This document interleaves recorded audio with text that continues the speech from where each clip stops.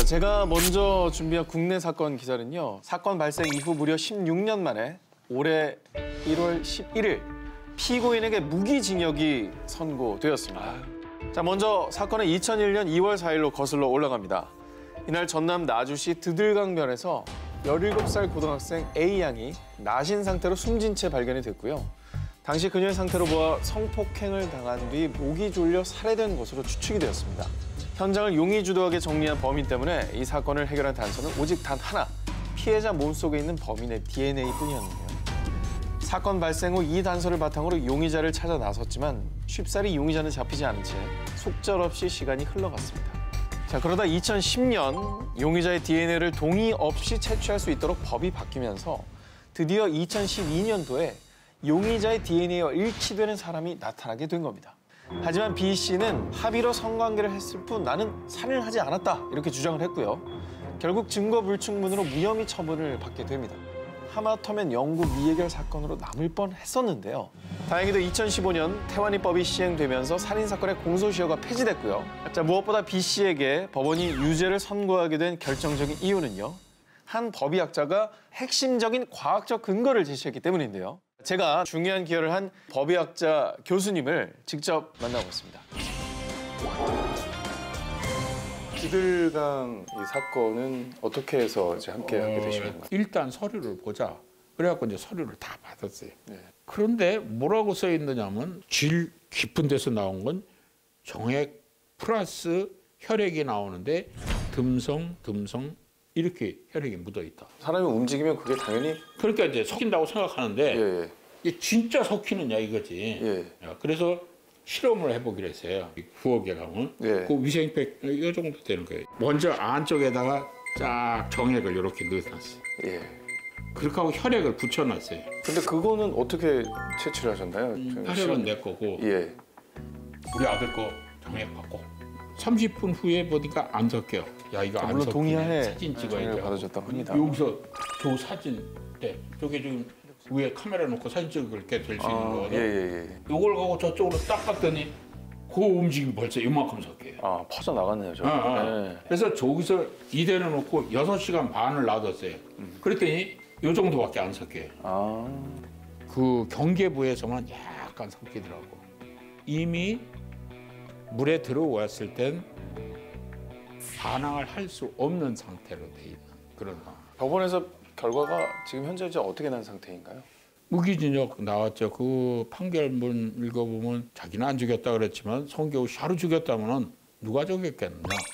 진례에 정액 있는 사람이 죽였지 않겠나? 그렇죠. 그래서 이 사람 움직일 겨를도 없이 묻힐 수도 있던 사건이 이 실험을 통해서 이게 또 범행이 밝혀지게 된 건데요. 네. 어쨌든 진실 밝혀나가는 거 이게 이제 우리가 할 일이고 그거를 아주 제일 잘 만들어졌을 때 그때 기쁨을 느껴야 되겠지. 반드시 해결될 사건이라는 사실은 모두 시청자분들도 함께 기억을 하셨으면 좋겠고요. 드들강 살인 사건처럼 하루빨리 해결이 됐으면 하는 바람을 가져보겠습니다. 네. 포기하지 않는다면 희망은 있다. 네가 맞아. 근데 이제 웃으면서 시작은 했지만 네네. 내용 굉장히 충격적이에요. 아, 그래요? 이것도 그래요? 준비해 주시고. 19인데도 무섭습니까? 자, 1997년 5월 27일 새벽 일본 고베시 스마구 중학교 정문 앞에서 발견된 시신. 칼로 근 X자 모양의 상처가 있는 눈과 귀까지 찢어진 입까지. 그런데 더욱 충격적인 사실은요. 피해자가 고작 11살 초등학생이었다는 겁니다. 저 천진난만한 아이가 저 어린아이가 보통 그렇게 상처가 남아있으면 원한 관계일 경우가 많거든요. 무슨 원한이 있겠어, 저 나이에. 전화에 무슨 원한이 있었겠습니까? 그러게요.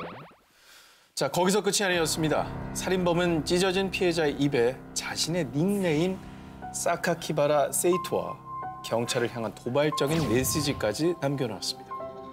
자, 게임이 시작됐다. 우둔한 경찰들아, 나를 잡아봐라. 나는 사람을 죽이는 게 유쾌하다. 사건의 잔혹성 그리고 도전장까지 보내는 대범함 때문에 경찰에서는 범인을 건장한 30, 40대 남성으로 예상을 하고 수사했는데요.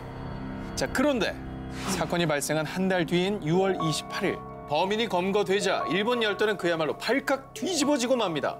그 이유는 범인은 바로 피해자의 시신이 놓여있던 중학교의 평범한 재학생 14살 아즈마 신이치로였기 때문입니다. 뭐야? 자, 그런데 범행 조사 도중에 더욱더 충격적인 사실이 밝혀집니다. 체포 후 순순히 범행을 자백한 아즈마는 원래 교문에 걸어두려고 했는데 이게 자꾸 떨어져서 앞에 두고 온 거예요. 이런 말을 남깁니다. 사이코패스. 뿐만 아니라 취조 도중 추가로 밝혀진 범행들. 2, 3개월 전부터 4명의 초등학생들을 이유 없이 망치로 때리거나 칼로 찔렀고요. 일이야. 심지어는 살인이 이번이 처음이 아니었던 거예요. 와, 뭐지? 뭐 정신적으로는 문제가 있는 거 아닙니까? 자, 그런데요. 일본 국민들이 더 격분했던 건 당시 일본의 소년법상 형사처벌 대상 나이가 16세였기 때문에 14세였던 아즈마는 그 어떤 형사처벌도 받지 않았고요. 정신과 치료를 위해 관동의 의료 소년원에 수감이 됐던 겁니다. 그리고 7년 후인 2004년에 퇴소를 했습니다. 자, 그런데 아즈마는 일본 열도를 다시 한번 또 큰 충격에 빠뜨리고 맙니다. 2015년에 피해자와 유족들에게 동의를 구하지도 않고 죄를 고백하고 용서를 구한다며 수기를 출판한 겁니다.